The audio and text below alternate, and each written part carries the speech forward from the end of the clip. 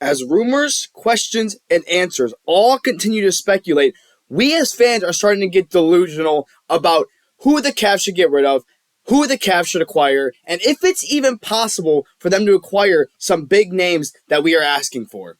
It's who are these players that we want to get rid of, and is it even possible to get rid of them in any scenario? I'm at Palange here with Cavs Digest, and that is what we're breaking down today is who are big name guys that the Cavs can go out and acquire, and if it is even possible for them to acquire them, who do the fans, including myself, want the Cavs to get rid of in a trade package or over the course of free agency just in general. That's what we're talking about today, and as you know, time keeps ticking, season comes to an end, at least for the Cavs, their season's over, but go ahead to the subscribe button because you're going to get all these rumors, updates, trades, injuries, literally anything, draft, everything here at Cavs Digest is what we cover. Almost any report, any news at all, so go ahead and check that out. I want to start off by mentioning the biggest players that are definitely in the conversation as of right now from a lot of fans, and it has been these two names. I've seen more Jarrett Allen. I've seen some people kind of say Darius Garland is like fine to stay because he could score well. But Jarrett Allen has been receiving a lot of backlash, and a lot of fans are saying that this is someone that you should include in a trade package to acquire a bigger name player, or maybe just somebody that fits the play style of the Cavaliers better. Jarrett Allen has been the guy I've seen the most. Him and Darius Garland are two of the main core four. And these names being mentioned repeatedly is crazy. So, is it even possible to trade these guys? Well, for me, I want to give my opinion first. I totally would love to get rid of Jarrett Allen, and I'm going to show you why. There's two videos I have for you today. Please watch these and let me know what you guys see.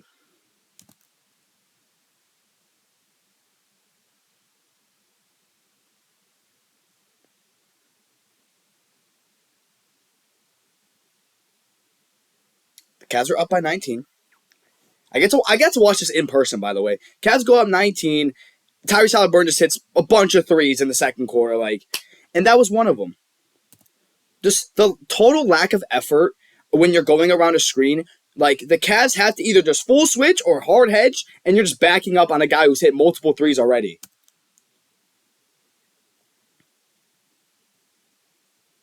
You might have missed it. I'll show it one more time for you guys. Look down low in the paint.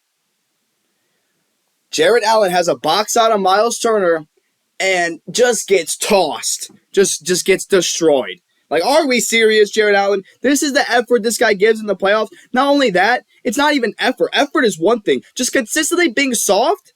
You have to use your full body to box out a center. Miles Turner's a great player, Jarrett Allen, but you're supposed to be a better player, technically, and you got destroyed. Him and Pascal just kept attacking Jarrett Allen every time. The help defense from Mobley was so good in Game 5. Jarrett Allen was nowhere to be found. I was looking for him. On defense, he just trying to go to the corner or just goes for the weakest box I've ever seen like that video I just showed you.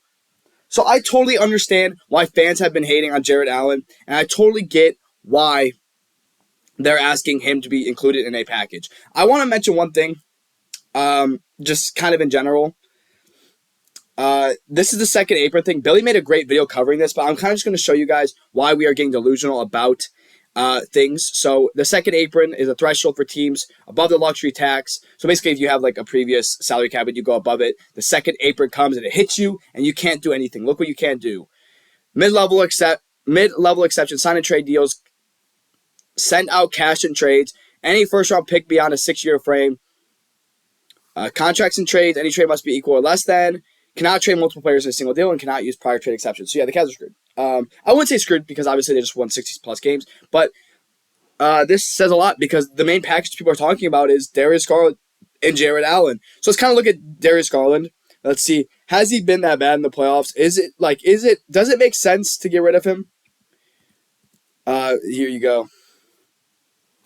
Showing you. Fans have been asking for it, guys. I looked up the Cavs. I looked up Giannis, Cavs in the same Twitter. This was back to back. People want it, man. People want it.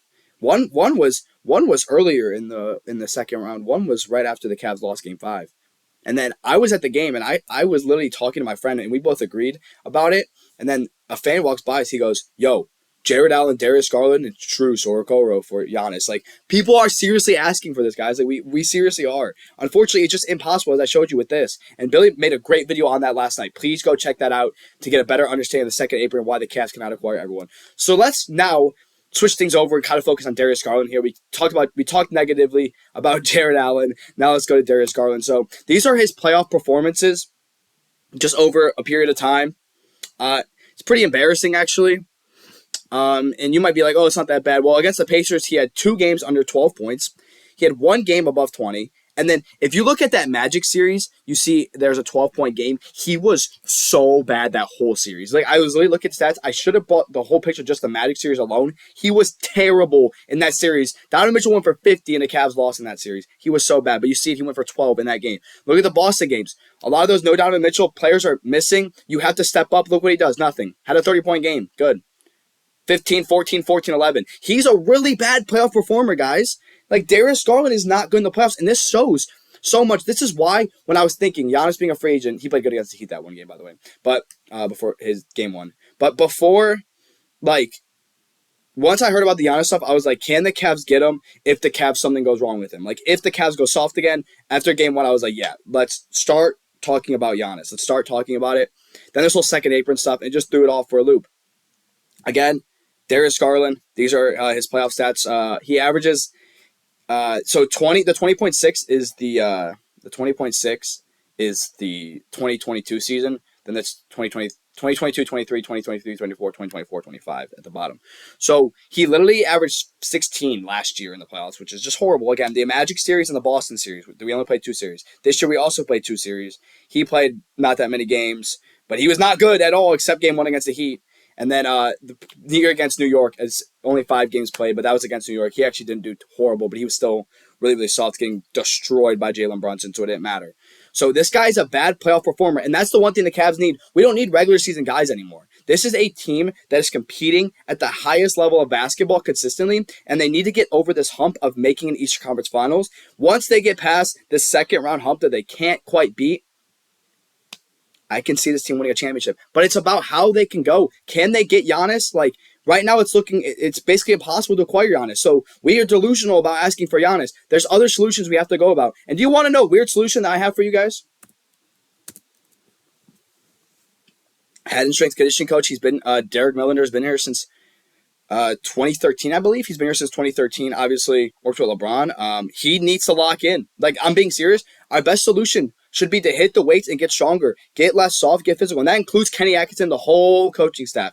This team has gone soft like every single year in the playoffs. Last year, injuries. This year, injuries. I get there's injuries, guys, but we need more strength and conditioning. I would be okay with getting rid of this guy if we have to. The Lakers are looking for a new one. Why can we just not take a literal fundamental physical approach to winning basketball games? Because that is the biggest thing we desperately need. And at this point where we are in the second apron, it is highly unlikely, and we are being delusional about it, that these rumors about acquiring Giannis, Giannis staying in the East, it will not be a Cavalier. Giannis will not be a Cavalier. We have to find other solutions. The Cavs have to find other solutions to get better, and I'm going to say it's the strength and conditioning. Let me know what you guys think. Should the Cavs just try everything they can?